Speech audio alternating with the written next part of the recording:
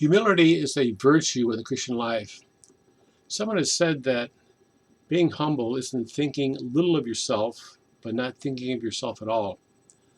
It's a very popular, common passage in the Bible, 1 Peter 5.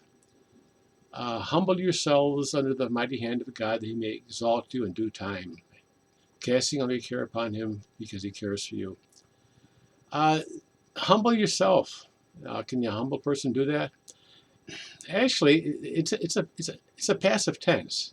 Okay, the Greek text is a passive, and I don't know why they would have wanted to translate it as saying humble yourselves. It's literally be humbled under the mighty hand of God.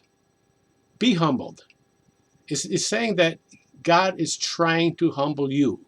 God's work in your life is to humble you. Now, a good passage to compare this with, or to use this to, is Deuteronomy chapter 8, where God is bringing his people into the promised land. All the commandments that I'm commanding you today that you should be careful to do, that you may live and multiply and go in and possess the land. Okay? God has a promise for his people. And you shall remember all the way which the Lord your God has led you in the wilderness these 40 years, that he might humble you, testing you to know what was in your heart, whether you would keep his commandments or not. So the purpose of the humbling was to test them, to find out what's in your heart, whether you're going to keep his commandments or not. You remember when the Israelites were in the wilderness, they had this cloud would go before them.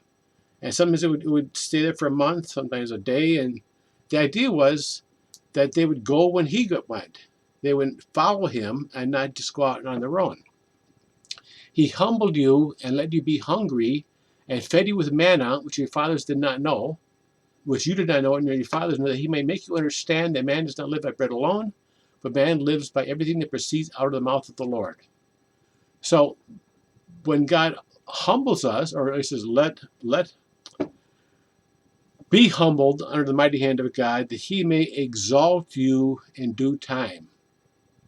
God's plan is for our benefit, is for our good. And in due time, he will do this. And one other thought here too, verse 7, all your care having thrown on him, casting all your care upon him, for he cares for you.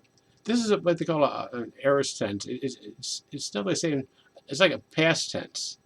It's a once for all action. It pictures something done in a point of time. So it's like being humbled under the mighty hand of God. You've cast all your care on you. Another passage Psalm 55:22. This is a quote, an exact quote. Peter is quoting this verse exactly. The same words, a slightly different thing, but cast your burden upon the Lord, and he will sustain you. He will never allow the righteous to be shaken. Again, your burden, your cares, what it is that's on your mind, cast it on God, because he cares about you. But be humbled. This is what God is trying to do. He's trying to humble you in your life through the circumstances, through the things he's trying to do to you, and let it happen. Learn from it. And at the time that he wills, at the best time, you will see God's glory in your life.